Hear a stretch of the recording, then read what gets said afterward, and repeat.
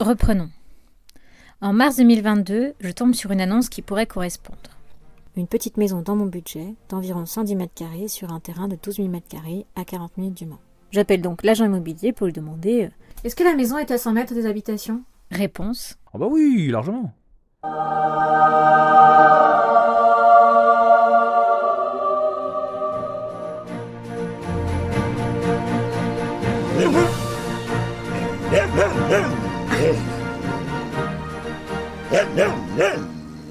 La visite a lieu quelques jours après. L'attente est interminable. Alors, en attendant, je passe des heures à faire des tracés sur Géoportail. Combien ça fait ça ? 1000 mètres carrés ? C'est pas mal 1000 mètres carrés là ? Bref, comme d'habitude, je m'emballe, j'imagine, je me projette quoi. Ça a l'air d'être exactement ce qu'il me faut. Arrivé sur place, je me gare le long de la maison, et là... Bon, c'est sûr que la carte satellite, elle t'indique pas la hauteur des herbes. Et là, les herbes, c'était des ronces. 1 hectare de ronces, pour être exact. Ok, bon, c'est pas grave. Comme dirait l'agent immobilier, oh bah c'est rien, ça, un coup de tracteur et puis c'est tout beau, hein. Alors, le 28 juin 2022, je signe chez le notaire et je suis enfin propriétaire. Je suis alors relativement satisfaite.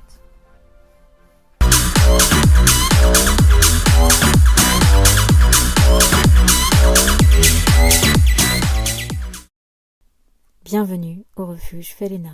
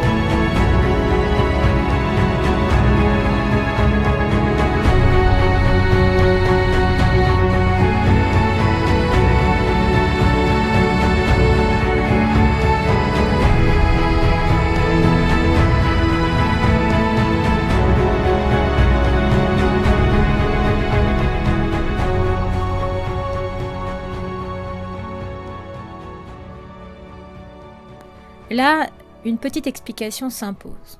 Oui, parce que je sais ce que vous allez vous dire. Oui, gna gna gna, n'arrive pas à se projeter, gna gna gna. Tu les mets où tes clébards ? Hé, dites pas clébards. C'est pas cool. Alors voilà le plan. Bien sûr, il peut être amené à changer dans le temps. Au total, le terrain fait 12 000 mètres carrés. À terme, le refuge devrait pouvoir accueillir une 50aine de chiens. Ici, la maison. La première zone en dessous, ce sera le parking. Les gens viendront se garer juste en arrivant. À côté du parking, un potager pour être un peu autonome, avec une phytoépuration et une mare pour arroser le potager. Ce sera mon coin à moi puisque c'est là qu'il y a ma tiny house. Attends, pardon ? Une tiny house ? Et tu comptais nous en parler quand ? Ok. Revenons un tout petit peu en arrière. Nous sommes début 2019. Je loue un studio au Mans quand je décide de construire une tiny house. De construire ? Genre tu l'as fait toute seule ? J'ai fait les rideaux, Mhm. le lambris, les toilettes, la bibliothèque, l'échelle, l'armoire avec les petites étagères là, les tiroirs. Le truc en palette ? Oui, n'empêche que ça rend très bien et puis... Oui, enfin bon, tu l'as pas fait toute seule ta tiny. Nous sommes début 2019, je loue un studio quand je décide de me faire construire une tiny house. Je me dis que comme ça, je rembourse un prêt au lieu de perdre de l'argent dans un loyer. Et puis le jour où je trouve enfin ma maison, il suffira de déplacer ma tiny pour avoir le temps de rénover la maison tranquillement. Ah bah ça, c'était une super idée pour le coup. Merci. On peut reprendre ? Tout en bas, ce sera un parc d'éducation pour faire des cours collectifs, de l'agility pour les adoptants ou les bénévoles. Il y aura une petite partie devant la maison qui sera sans animaux, avec une terrasse et beaucoup de fleurs et d'arbustes d'ornement pour que ce soit accueillant. Tout le monde pourra se poser dans ce petit jardin pour se détendre. Il y aura un hangar pour ranger le matériel, poser des panneaux solaires sur le toit et récupérer l'eau de pluie dans des citernes enterrées. C'est dans ce premier parc qu'il y aura une dizaine de cabanes pour loger une grande partie des chiens la nuit. Le matin, les chiens pourront graviter autour de nous pendant le nettoyage afin de rester sous notre surveillance. Il y aura sans doute une petite mare en bas. Les 2 grands parcs accueilleront les chiens l'après-midi lors de l'ouverture au public. Les plus grands groupes de chiens du refuge seront donc au plus près pour être visibles du public et pour agir rapidement en cas de conflit. Il s'agira évidemment des chiens les plus sociables. Il y aura des abris et divers enrichissements. Au plus loin de la maison se trouveront des petits parcs avec 1 à 6 chiens environ en fonction des ententes. Les chiens seront libres de rentrer et sortir dans leur abri. Ces parcs seront réservés aux chiens qui ne sont pas compatibles avec la vie en grand groupe.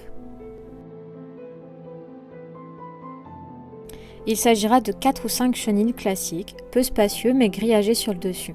Ils seront bien pratiques en cas de chiens agressifs, fugueurs ou pour mettre des chiens en quarantaine. Le parc d'éducation est juste à côté pour les sortir facilement. Le chemin des elfes passe entre les 2 grands parcs. Cela permet d'accéder au fond du terrain sans faire le tour. Le chemin des vagabonds, lui, fera le tour du refuge pour une distance de 300 mètres environ, afin de promener les chiens.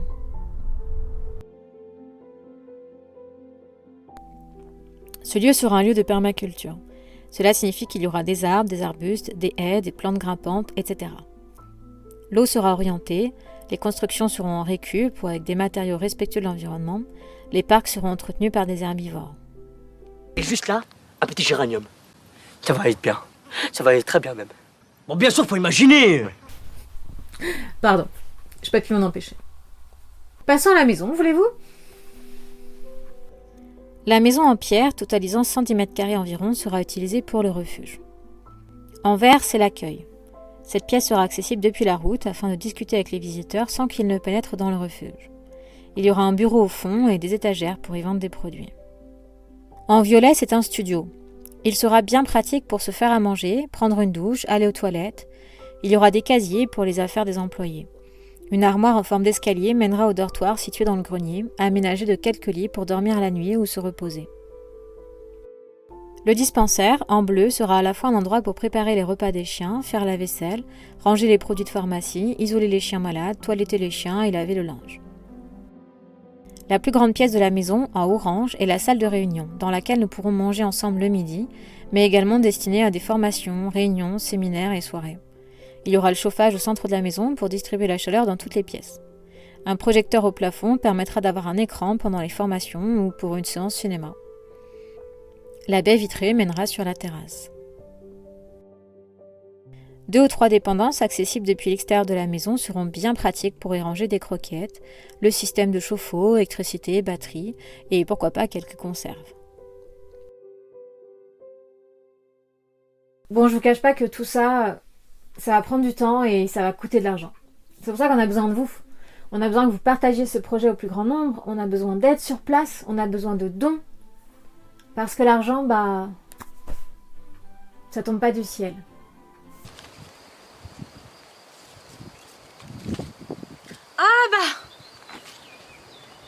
Bah merci. Maintenant que le plan est fait, il n'y a plus qu'à bosser. On emmène tout le bazar à la déchetterie, on passe un coup de tracteur pour tout débroussailler, et quelques jours plus tard, on commence la clôture. Ça, c'est ce que j'espérais. Parce que ça s'est pas du tout passé comme prévu.